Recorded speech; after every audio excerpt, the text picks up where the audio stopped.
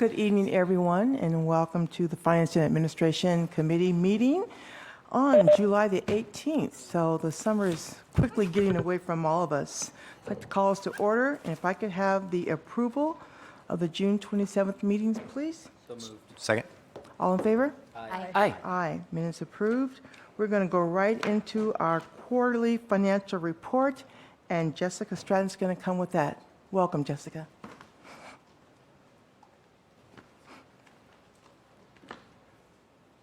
So Jessica, I just told everybody we're twin sisters.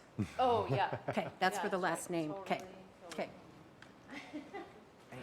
Is there a relation somewhere? I expect you to disagree with everything she says then. There's no relation that we know of. No relation that we know of. Yes.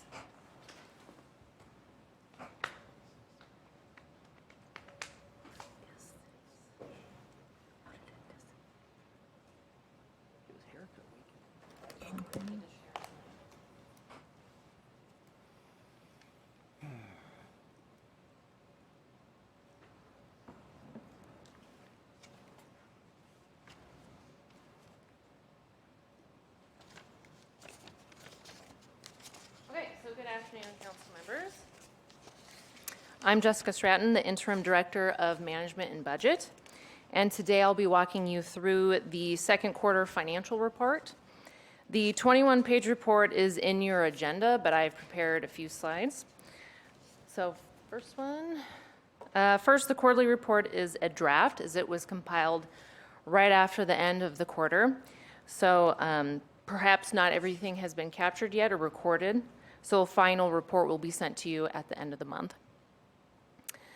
The report itself is separated into 4 sections. So we have the summary financial information that goes over the general fund overview, departments and divisions, and then other funds and departments. And then the second section is the general fund reserve summary. And then the third section is on rotation. It's special reports. It changes quarterly. This quarter we'll be going over capital project statuses, while section 4 is the economic indicators. So diving into section 1, you'll see the general fund revenue is approximately 6.9% above year-to-date projections, which is great news. Sales tax is similarly beating year-to-date projections at 6.8% above year-to-date projections. On the general fund expenditure side, expenses are currently 4% below year-to-date projections, with salaries and benefits, not surprisingly, below at 2.2%. Looking at uniform overtime, we see through second quarter, police has spent $908,000 more than the same period last year and is contributing to their projected over budget. I do want to say that these are projections of where they might end the year based on historical spend habits. And I do hear that we will have council will have a public safety budget discussion in August to dig deeper into this matter, among other things. Section 2 summarizes the general fund reserves. Here we see the beginning unappropriated fund balance is $15.9 million on the report. With the $270,000 temporary warming center SBO that was approved in Q1 using up some of it already. So at the end of section 2, you'll see the unappropriated general fund balance being a little less. Section 3 is tended to be a brief look at the status of various capital improvement projects throughout the city. We go through a lot of work of putting together a CIP every year. And this is just showing that for 2022 specifically, because the CIP is a 6-year program, that $165 million was approved, and that involves 247 projects and items, which is, it's difficult to keep up on the status of all of those projects, so that is why we have section 3 in the report. And section 4, finally, it shows the preliminary unemployment rate for the Spokane Valley area decreased to 4.2% in May, since the Q1 rate was reported at 5.6 in February. Finally, taxable sales are up 4% when compared to the April figures last year. Reminder, taxable sales is reported 2 months in arrears, so that's why we're talking about April figures on a June report. However, retail trade did see a year-over-year decline of 2.9%. So overall, the year-over-year percentage changes for taxable sales are slowing, and that is something that we are monitoring from, of course, those post-pandemic highs. Are there any questions? Jessica, could you just remind me, our reserves are down to 15 million. They had been almost at 20 million. Was that in the last year or the last year and a half? Can you tell me the variance from last year this time to right now? Do you have that at your fingertips? You know, I do not have it at my fingertips, but I feel like you have the correct trend. Okay. Yeah.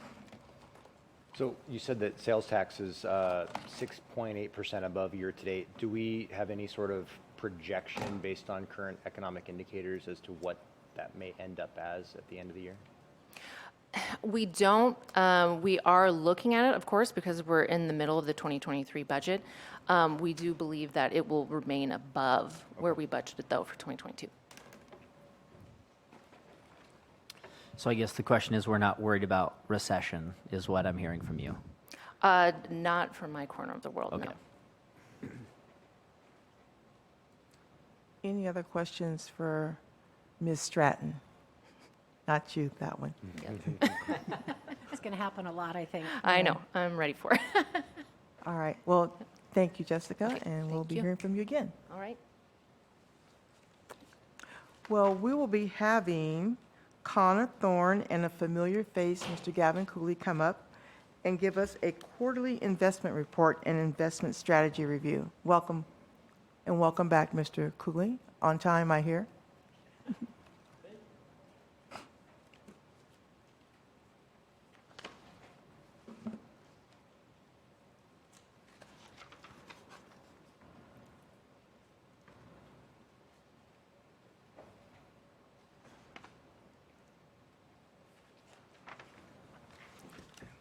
Thank you, Council. And good afternoon. So I'm going to discuss today the quarterly investment report, which is included in the packet in front of you, going over our Q2 results. And so we're going to look at the balance profile as well as performance, and then Mr. Cooley will discuss kind of some of the more strategic items around our investment portfolio. So looking at our cash and investment activities from Q2, you can see we're just above $462 million. That's driven largely from an influx of cash from ARPA funds as well as property taxes that came in May. So that's the kind of the uptick that you see there from Q1 to Q2, and that Q2 of 2022 is in line with our kind of historical trend looking back to 2021 as well as 2020. There's nothing too surprising there, and we're in a good position, cash and investment-wise. Looking at the composition of our portfolio, very similar to last quarter. It's largely built upon federal bond securities, as well as local government investment pool, about 37.5%, as well as a couple other various securities, but it's really the bond securities and LGIP that make up the majority of our portfolio. And then in liquidity, looking at some of our aging categories, the city typically invests in investments that are maturing between 1 to 2 years.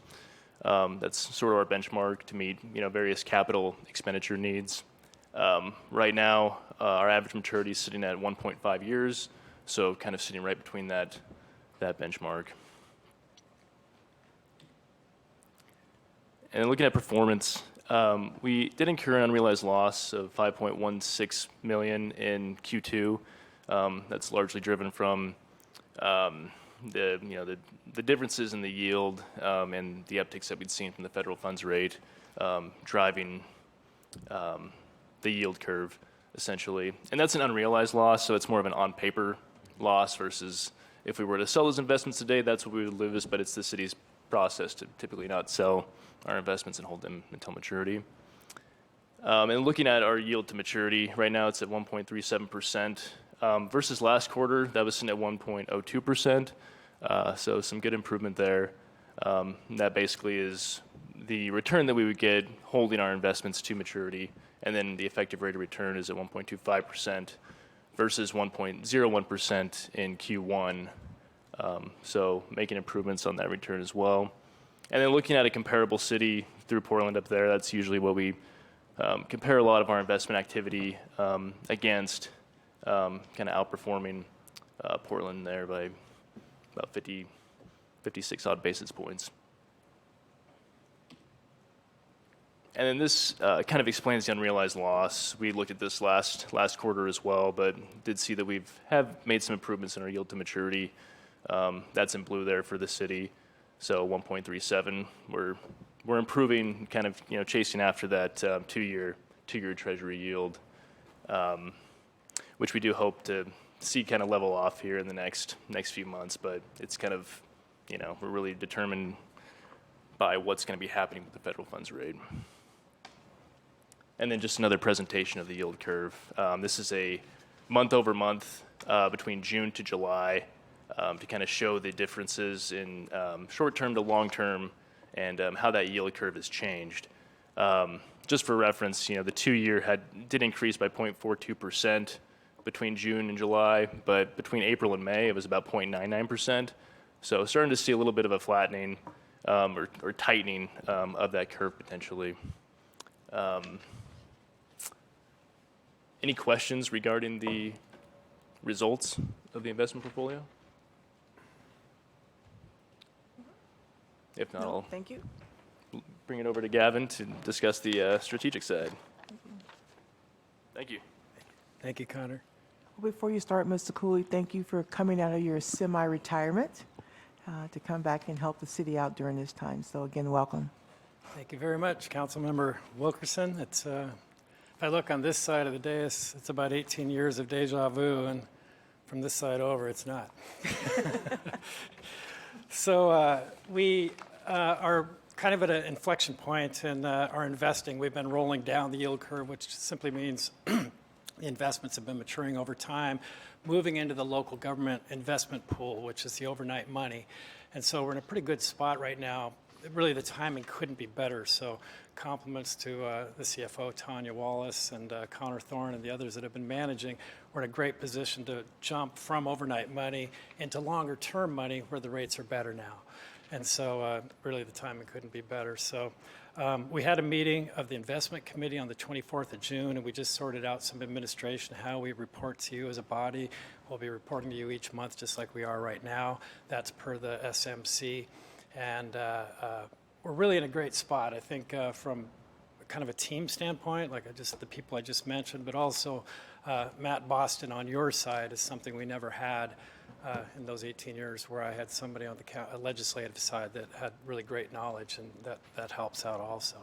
So moving forward, we talked about administration, reporting to the council. We worked out relationships with our brokerage so we have competitive pricing and make sure we get the best price possible as we go along, and then just meeting scheduling.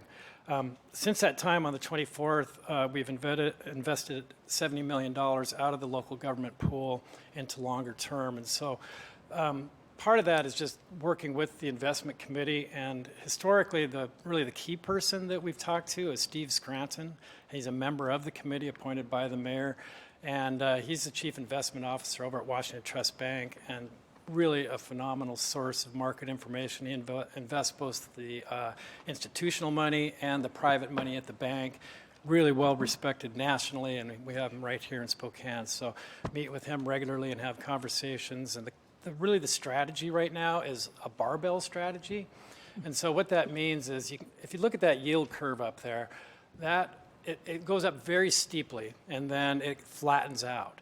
And so what we want to avail ourselves of are the really good rates on the short end, which is great. But the problem is right now, the expectation is you raise rates for a while, you rein in inflation, the economy starts to struggle because of the higher rates. And once the economy struggles, the Fed starts lowering rates. So if we just get into the short term, you can see it's really steep and right out to about 3 months, and then it just flattens out all the way out to 30 years. So it's tempting to just go into 3 months and say, hey, we're going to just sit right there because that's where a great rate is. Why take any risk beyond that? But there's a real risk of going short. Then the Fed lowers their rates. Our 3 or 6 month maturities all mature. We have to get back in the market. And by then the Fed has lowered the rates and we get half of what we could get. So for instance, the benefit of what we're doing right now, the 60 million or the 70 million that I just invested, if you look at the overnight money where we've been parking it, it's 1.5 to 6% right now, a little higher than it's been. But if you compare that to the rate we got on the 70 million we invested, which is just over 3%, the difference is 1.52%. And you say, well, what does that mean to me? That means over $1 million, $1,066,000 in 1 year. And so this year, for the rest of the calendar year, it'll be about 500,000 of additional earnings into the general fund mostly. And we share that with the utility, but there's a separate formula for how that gets shared. So that's an additional 500,000 that wouldn't have been expected except for what we're doing on the investment side there. We have right now, as Connor walked through really nicely, we've got the cash of 180 million. I invested at June 30, 40 million of that was invested, so that leaves me with a net 140. And then we've got another 80 million maturing in the next year. So that gives us about 221 million to work with, but Connor's doing some really excellent cash flow testing to give me a sense of what's maturing and when, because we want to get out on that yield curve as far as we comfortably can. And that gets into the unrealized losses. And I just want to kind of point out the obvious on these unrealized losses. If I invested today at 3%, and I'd say about 10 million, and tomorrow the rates went up a fraction, I would have an unrealized loss tomorrow on that investment. Yeah, if I sold it tomorrow, basically that argues that I could have done a slightly higher rate the next day, so that is slightly less valuable. We've never incurred an unrealized loss that became a realized loss. Of course, we just hold the investment and we hold it to maturity. Historically, we have, when the market's been real volatile, we've had some opportunities. I think we've probably pulled about 9 million in realized gains over the last 7 years or so. So if we see that opportunity, we will sell, but you're never going to see those unrealized losses become real. It's important to point that out because, like, say the park board gets really concerned when their finance person sits down and says, we incurred this unrealized loss. They're running a tight ship and they can hardly believe, like, well, who's doing this investing? We will have unrealized losses. If I go out on the yield curve a little ways and then rates go up, we'll have unrealized losses. And in the meantime, our comparative to Portland and every other city across the country will widen dramatically. So that graph, that graphic that Connor just showed, it's going to get wider and wider. I suspect the approximate earned rate on the portfolio at 1.25% will be much closer to 2.5% to 3% by year end. So more than double where we are right now. So that good things in the offing. I think that's about all I got, other than to say, even though it's at that 3 month, probably the conversation for me right now, the real interesting part of the conversation is, do you go out 3, 4, or 5 years and lock in those rates in anticipation of the fact that the Fed's going to lower rates the minute the economy starts to go down? And everybody has an opinion about whether or not the economy is going to go into recession, but it certainly seems to be leaning in favor of the idea that there is real high risk of some recession. If that happens, the Fed will lower rates. We'll be very happy that we have some money locked in long term at those higher rates right now. And so that's really the conversation. So Gavin, you said you parked the 70 million in long-term investment. What is long-term in your All of financial them. world? What is That's such a great question because I see a lot, even like Portland, that has that low earned rate. They'll go out and do a lot of corporates and other things, and we've kept it really simple. We play with the yield curve, where the maturities are. We don't play with the investments themselves. So we invest entirely in treasuries, which is the safest investment in the world, and U.S. agencies, which you probably get 10 to 15 basis points, a fraction like 1/10 of a percentage point higher on the agencies because they're slightly less liquid than treasuries, which we don't quite care about because we're not trading in and out of them. But those would be the second safest investments in the world, and that's all we do, treasuries and U.S. agencies. The investment code for the state allows other things, but we've never availed ourselves of that. We find we can get better yield just by moving on the yield curve and not taking those kinds of risks. But very specifically, we had, on the 30th of June, we invested in an agency, FFCB, and for $15 million, and then the Treasury for another $15 million. And then we had FHLB on the 5th of July, which is Federal Home Loan Bank, another agency, and then another $20 million in Fannie Mae, and then another one in FHLB.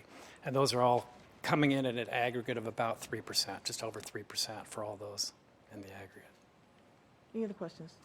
And where does that money come from that we're investing? It's all that's a really great question too, because we typically sit somewhere between 400 million and $500 million of investable funds, and those are all reserves primarily. It's all pending, spending, and then the reserves themselves primarily in the utilities. And so we have kind of a working cash flow within the general fund, but much tighter. And then the utilities have, required set-asides as per their policies and per, policy across the nation. It's just best practices. And so as far as how far out we go on that yield curve, the maximum per the state investment code is 5 years, but we can also match to a liability. Any liability that we know is maturing in year 7, we could do an investment that went out 7 years. Those liabilities, those reserves in the utilities probably have a 20-year plus maturity if you were going to estimate it. So we can go out about as long as we want, but it's primarily utility money.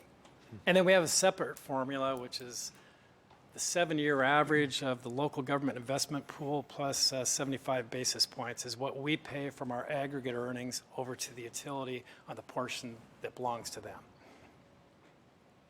Any other questions for Mr. Cooley?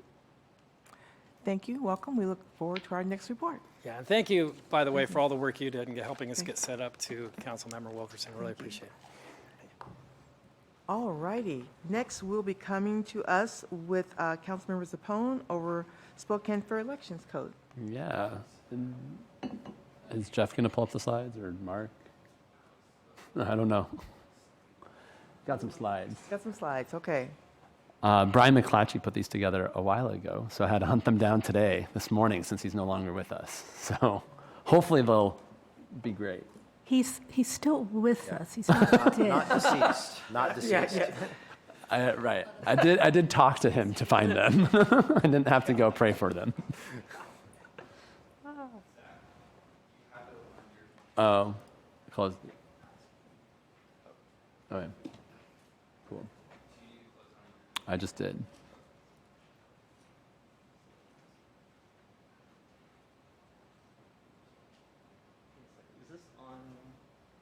It's the one you were just doing. Okay. No, not that one. Here, let me run it here, Mark.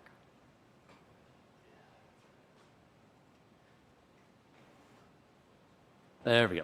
That's it.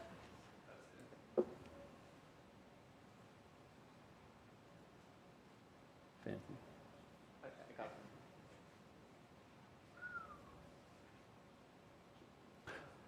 All right, so basically this is just an update to the Fair Elections Code that coming hot off of a campaign trail. Notice some things that made some challenges. Talked to other council members who've also seen some things that weren't working the best as they had been intended. So you go to the next slide. Basically, the Spokane Fair Elections Code was created, I think it was past 2018, right then, with my understanding of what council was doing at that time was really focused on getting money out of politics. The Supreme Court had ruled, and the goal was to focus on smaller donors and increase the number of donors to try to remove big money from politics.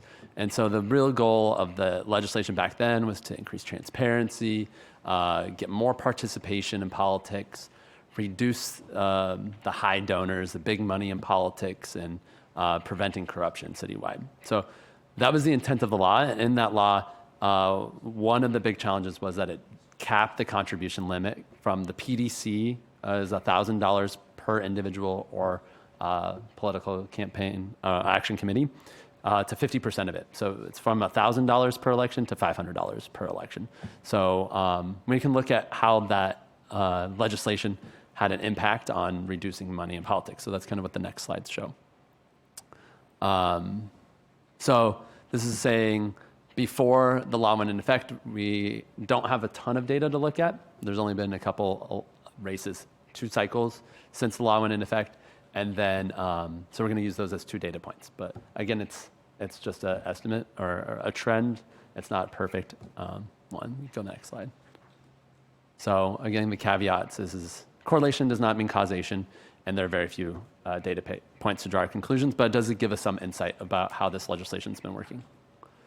And so we can see that before and after, the average cost of a city council race has actually increased by about 90% since 2015. And this is all city council races, not just in the general election. Councilmember Bingle and I were a little confused because the average cost for a full election was not $58,000 last year, it was over $100,000 for the, but with the primary, it brings the average down. So if you look at it over the years, the last 2 cycles, it's actually getting more expensive, with the last cycle being more expensive, and that's just the campaigns themselves. That's not independent expenditures. So if you look at independent expenditures, we actually notice that there's been a dramatic increase in independent expenditures before and after the legislation. And so you can see it's gone up 319% since 2015, with last year being the greatest number of independent expenditures. And this is an aggregate citywide. It was, I think it was over $450,000 in independent expenditures. So we're actually seeing that money has shifted. There's more money in local elections overall. Campaigns are spending more money, but there's been a big shift to even more independent expenditures who are spending more than the campaigns themselves and having more influence in our elections. You go next slide. So just some numbers, 61% of the increase of the total contributions for mayor from 2015 to 19. 142% is the increase in the average cost of a campaign for mayor. 58% increase for campaigns for mayor between 2015 and 19, and then 55% increase in the number of unique contributors to campaigns for city council from 2017 to 2021. So it did have an impact of increasing the number of donors. So we're not seeing all of it. The goal was to increase the number of donors. The goal was to have more people involved in the campaigns, and we did see an impact of more people getting involved, the number of contributors. Go to the next slide. The legislation also had a unique prohibition on not allowing city contractors to donate during the campaign cycle, that they have a contract with the city. So that was another unique provision to that. So some of the major changes that I'm proposing is amending the Spokane Fair Elections Code to, some of it's just some language about reducing redundancies between SMC and RWC. But then the big change is amending it to be in accordance with the PDC guidelines on individual contributions. What's our RWC? RCW, Oh, it's okay, typo. okay. I was like, RCW, yeah. Okay. But the big change is changing it to be in accordance with PDC guidelines, which allows an individual contribution to be $1,000 per election. So that's $1,000 in the primary, $1,000 in the general. And with that provision, we'd also get rid of the provision that says if an individual makes a $11,500 contribution to their own campaign, or a PAC spends that much in a campaign, then the limits go away. That really made it an unfair advantage for candidates when these PACs would spend all their money in the last weeks of an election. They would have to then go back to try to fundraise, because the limit would go up to $1,000, which they could have been fundraising the whole time for. Then they would have to go back in the last weeks to try to raise that money, and really puts a disadvantage on the campaigns themselves and gives more influence to independent expenditure PACs. When candidates have limits, $1,000 if this passes, or $500, where independent expenditures PACs have no limits whatsoever. So the big donors are funneling all their money that way, where this would actually allow smaller number of donors, more of them, to be more competitive in an election. So those are the big changes that I'd be proposing. There is one that I talked with Councilmember Bingle about, wanted to pose for you all. There's also a question about when to start allowing contributions to campaigns. I believe as it states now, the Fair Election Code says you can start receiving contributions the year of the election, 2 years before. So it'd be now 2022 for the 2023 election, January 2022. It's the expiration of the last council election. You can start fundraising for the next cycle. I don't think that's how the code currently says. So you're saying at the end of 2021, you could start raising for the 2023 Yep. election. But if you're not on the 2023 ballot, you would have to wait Yeah. for that. Okay. Okay, that makes sense. Yeah. So there's a question if we wanted to keep that the same or change that to be allow longer time or shorter time or anything about that. But the main changes right now is to raise that limit to $1,000. So your primary amendment to the code is just to lift the $500 Yeah. limit? Okay. Yeah. Along with getting rid of the big section about the 11,500. Okay. Councilmember Bingle. Yeah, I'm pretty excited about this. This limit never seemed to make much sense to me. I think it does, by limiting the amount that individuals can contribute, I think it does give a lot more power to institutions and much more wealthy people. I think it gives them more power in an election than individuals. And so I would be excited to see it go from 500 to 1,000. I would be excited to see us remove the limitation from city contractors being able to donate. There's already protections in place on the bidding process to ensure that there isn't any unfair advantage given to city contractors. And then, I think there's a lot here that's going to be really good. So I think it's going to be beneficial. I've been on both sides of it. I think Councilmember's opponent was on the worst end of it this last year, and so I think this is going to make the elections a lot more fair when it comes to money. So, Councilmember Cathcart. Yeah, so are you proposing eliminating the contractor? I am not. Okay. So I would be very interested in bringing forward either an elimination of that or what I see as a great imbalance in the code, which is that we restrict contractors, but we don't have that same restriction on collective bargaining units. Do you want to explain why? Yeah. Or like why you'd want to lift the code on the contractors? Well, I just think out of fairness, because we don't treat them equally. So either I think we have to have the same restriction on the unions as we do on the contractors, or eliminate it altogether. That's kind of my view. because again, one of those is very public. City contracts and everything like that. That's all very public. Whereas us negotiating with unions, that's all very backroom stuff. And so you can't really tell, that That's right. one is significantly more open than the other. Councilmember Kinnear. Except that council doesn't negotiate with the unions.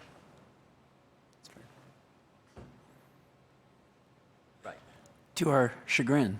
Currently, Currently, the city is still negotiating with but the unions. we don't.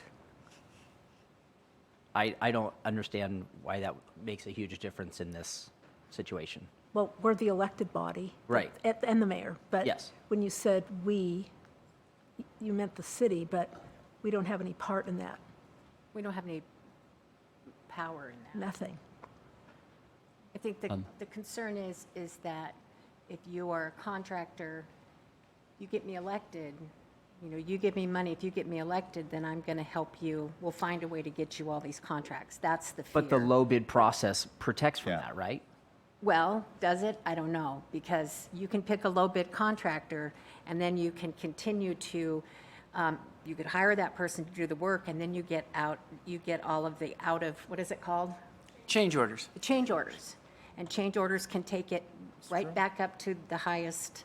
And often So does. I think that's where some of the concern is, whereas with bargaining units, there's nothing you can really, those are bargaining units, and you're working with city employees. Sure. So I guess I don't see that. I think both are heavy contributors to campaigns, and so in that vein, they should be regulated equally. And Unions are heavy contributors, businesses are heavy contributors. I think since they both contribute in their own ways, I think they should be regulated equally. one way or the other. Yeah, one way or the other, exactly, yeah. Yeah, and just to preview any future debate, I think they're fundamentally different because the labor contracts, the beneficiaries are individual people who aren't donating themselves, whereas a company that's is doing it, they actually get the benefit of contracts. So it's different to me. I understand the point, but Yeah. I see it differently. Well, all right, more to come on that. Thank you, Councilmember Zappone. Sorry, do you have a co-sponsor for this? Is it moving forward or? Yeah, so we still have to work out some of the language, but Okay. I think it's a good idea. Yeah. Thank you. Thank you, Henley. Next, we're going to hear from Mr. Mike Piccolo about some testing solutions.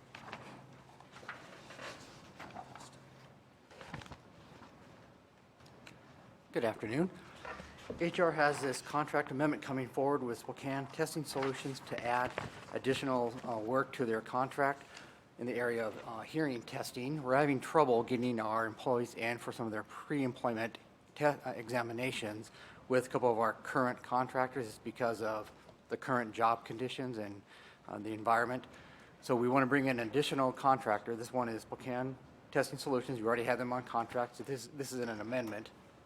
So whatever money is spent with them will not be spent on the other contractor. So hopefully it comes out budget neutral at the end. Okay. This will give the departments one more source to send the employees to do their pre-employment testing. Mr. Piccolo, while you're there, could you go ahead and brief number 8, the SBO for Human Resources Support, while you're there? Yes. So this is an SBO to move savings from wages in the HR department, where unfortunately we're having lots of savings right now from lack of employees, to our contract category. And we're going to use that money to do a minor contract to bring in Archbright for the next 9 weeks to help us get through the current period where we're losing another analyst this Friday. So we went from 5 to 2 for a city with 2,400 employees, which is dangerously low. So they'll be in to help us for the next 9 weeks as we go through the recruitment and interviewing for the HR analyst. We have a second in-person interview tomorrow with the applicant. So hopefully we can get that person on board to give us 3 and then keep the process going to fill the 2 other vacancies, and then continue to work on the HR director position and the labor analyst position. Any questions for Mr. Piccolo? Just a quick one. We don't have any conflict of interest with Archbright, right? We didn't have any of our employees go there? No. Okay. No. And it is a little unique situation. We typically don't bring in a contractor to help with this type of work. These are positions that we hire, recruit for. These are city positions. And I did check with civil service, check with the chief examiner, and given the circumstances, we did not see really any other way to get through the next 8-9 weeks. It'll be a very short period, and hopefully get additional HR analysts on staff. Thank you. Anyone else? Thank you, Mr. Piccolo. Thank you. We need the help. We need the help. All right. Next, we're going to hear from Courtwright on the Office of Neighborhood Services. Good afternoon, Council. This is a SBO request for us to cover some shortages we've had in our budget. So like everyone else, we have some salary savings in our budget. We have a vacant community programs coordinator position that's been vacant since the beginning of April. We fortunately did get the list from Civil Service a couple weeks ago. We're in process of doing interviews. I really expect we'll have somebody start by mid-August. But with that, we have about $28,000 in salary savings. So what we're proposing, we ran into a couple of unique circumstances this year with the cleanup program kind of have been suspended the past couple years. The neighborhoods were all gung-ho, all signed up, and with both postage costs being a little bit more expensive than it was previously, as well as paper costs, we already kind of, I wouldn't say, have completely gone through our budget. We will be short on our postage budget for the fall postcards. So we need some money in postage. The supply cost for paper was also a little bit higher than normal. The other thing that we would like to spend funding on is software. We contract with a company called Galaxy for our volunteer software, which is the same platform that United Way uses. That's why we went with them. It's not very expensive. It's about $4,500 a year. Through an oversight, we just forgot to budget for it last year. So that's part of the reason why we don't have postage or travel or other money to move around, is we use that to already cover the software expense for this year. And then the other one is for our special event software. IT did front us the money to purchase that for this year. Going forward, that will be paid for by the application fees, but this was sort of that one-off thing. So since we were bringing forward the SBO, we thought we'd go ahead and ask for that money as well to pay back the IT fund for fronting that cost for us for this year. Great. Any other questions for Carly? Thank you. All I right. look forward to the Thank you. increased budget for next year, so we don't have this discussion again. Thank you. Next, we're going to have up Council President Beggs on the resolution supporting abortion access in Spokane. Council President. Yeah, so this is a resolution that was triggered by the Supreme Court decision removing federal protections for individuals across the country on reproductive choice. Recognizes the fact that the state of Washington has had the rights that were previously enshrined by the Supreme Court, but we're on a border state with Idaho, which does not. And so likely, probably has already started, people from Idaho might come to Washington to exercise the rights they would have under Washington. But there's a fear, I think a real fear, based on reports around the country, that other states would try to criminally prosecute people and they would reach out to our law enforcement to try to get their cooperation. So this would set the policy of the city of Spokane not to use any of our resources to assist other jurisdictions from limiting rights that people would have exercising here. So that's the heart of it. It's obviously a controversial topic, and I thought it was important to make a stand on that and make it, again, for the local component of not spending our very limited public safety resources on helping other states on something, restrict rights that people would have in Washington. Any other comments or questions? Councilmember Stratton? I just have a quick question of council. So I'm getting a lot of emails and calls regarding just the whole Roe versus Wade issue. Am I the only one, or are others hearing? We're all hearing it? I'm not. You're not? Okay. I don't. Okay. Okay. I just wanted to make sure I wasn't the only one. No. Okay. We're twins. We're twins. I've got a few questions. Councilmember? Yep. So I see how this was, I guess I'm struggling to see how this is a city issue. I see what you just say there. When Roe hadn't been overturned, it was a federal issue. Now it feels a lot more like a state issue. And so I guess I'm trying to figure out how this is something that the city of Spokane should be wading into. Yeah, so what could happen is, again, law enforcement in Idaho could ask our law enforcement to help them investigate and prosecute what would be a crime in Idaho and protect. There's going to be new sets of laws, too, of perhaps making it illegal to cross state lines. And so it's to direct that our city police would not spend our taxpayer resources involved in that or try to help. If it was a bank robbery, for example, our police would work on it at the drop of a hat. They have mutual assistance agreements, and this vote would make it the policy of Spokane not to do mutual assistance for investigation and prosecution of laws that would not be valid in Washington, if that makes sense, and in Spokane. And so am I reading this right, that the city of Spokane, we can't investigate abortion providers at all? Is that how I'm reading this? No, it only... Finally be it resolved, and be it finally resolved, the last one. Second. My screen went dark. Yeah, Just a no second. worries.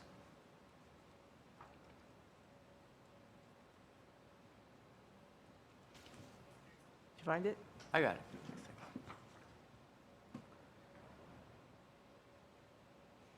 It would be if they couldn't investigate an individual's exercise of their right to abortion or pregnancy. So if there was something illegal going on at any place that was unrelated to someone exercising their rights, you could still, like if they were committing Medicaid fraud or Right, something like right. that doesn't. Well, and that's why I want to ask, because it says as well as not interfering with investigating or prosecuting any abortion providers located in Spokane. So after the exercising the right, it says as well as not interfering with Yeah. investigating or prosecuting any abortion providers.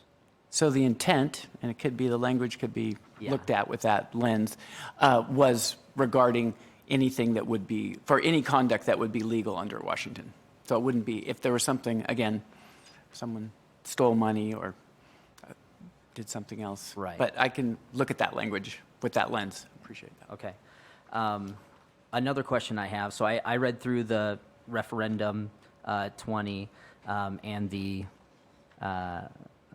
initiative 120. In referendum 20, it talks about having to be a resident for 90 days. Is that something that we're affirming in the city of Spokane? It doesn't comment on that. I mean, it doesn't comment on that specifically. I guess the last One way or question. the other. Yeah.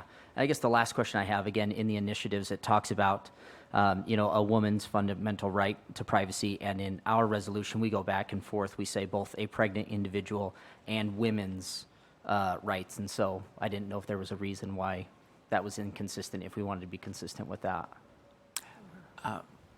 Probably, but Okay. again, I'd have to look at that. Councilmember Kinnear raised some of those issues with me earlier today as Yeah. well. So Instead of a pregnant individual saying a woman's fundamental rights. Might be good. Okay. Great. Thank you. Anything else? Just to confirm, this is on the agenda for next Monday? yes. Yes. Okay, we thought we were going to have a administrative report from the mayor, but I was informed that will not be happening today. So I am a great chair. I'm going to give you the gift of time. Please join us back here at 3:30 for our legislative session. Next, finance will be on August 15th. This meeting is adjourned.